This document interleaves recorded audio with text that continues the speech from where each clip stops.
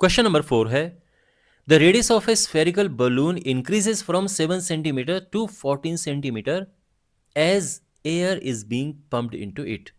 तो एक बलून जो कि इतना बड़ा था, जिसका रेडियस था 7 सेंटीमीटर्स, उसको उस पर हवा भर के और बड़ा कर दिया गया। तो अब बलून इतना बड़ा हो गया है और इसका रेडियस है 14 सेंटीमीटर।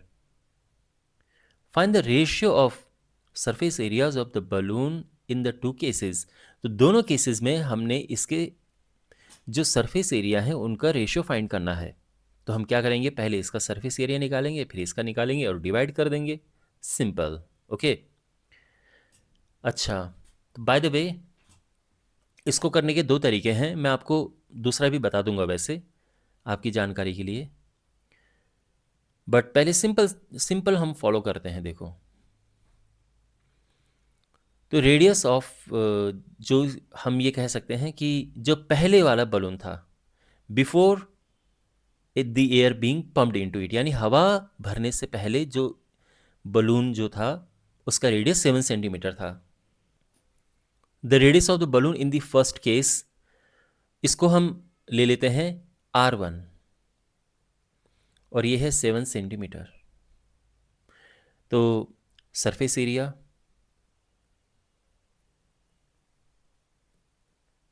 क्या होगा, तो इसको हम पहले केस में यानी अंदर वाली सिचुएशन में सरफेस एरिया को S1 ले लेते हैं हम, S1। और फॉर्मूला है क्या, 4πr² होता है ना, बट इसमें R की जगह R1 यूज़ करेंगे हम। क्यों? बिकॉज जो रेडियस है वो R1 ली है हमने। तो यहाँ तक समझ आ रखा है आपको? मतलब सरफेस एरिया होता है स्फेयर का ये,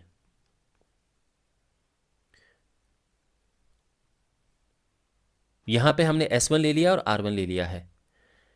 अब हमारे पास दो ऑप्शन है, या तो R की वैल्यू अभी पुट कर दो और या बाद में पुट करो। ठीक है, अगर हम अभी पुट करते हैं, क्योंकि बाद में पुट करने का मतलब है कि रेशियो करते समय ना ये सब कट जाती हैं चीज़ें ज़्यादातर। R है 7, तो उसका स्क्वायर करेंगे ये, और अगर हम मल्टीप्लाई करें तो ये हो जाएगा 49 इंटू 4 होता है 196 पाई। और बाय द वे, आप यहाँ पे इसको ऐसे ही छोड़ सकते हैं, कोई प्रॉब्लम नहीं है, ठीक है। बट ये भी आप कर सकते हैं मल्टीप्लाई, इतना मुश्किल है भी नहीं वैसे। अब the radius of the balloon in this second case, और इसे हम ले लेते हैं R2। सेकंड केस में रेडियस है 14 सेंटीमीटर्स, ठीक है ना। फर्स्ट केस ये था, सेकंड केस ये, जब हवा उसके अंदर भर दी गई है। तो अब सरफेस एरिया क्या होगा,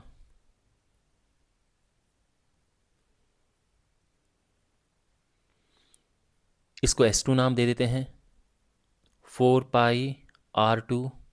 ओके, वैल्यू पुट करते हैं यहाँ पे। पाई की वैल्यू नहीं पुट करनी है क्योंकि वो बाद में कट जाएगा, वो ये ध्यान रखना, ठीक है।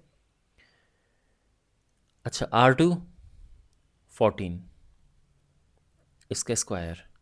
आप अगेन आप यहाँ पे भी छोड़ सकते हैं क्योंकि रेशियो निकालते हुए ये भी कट जाएंगे।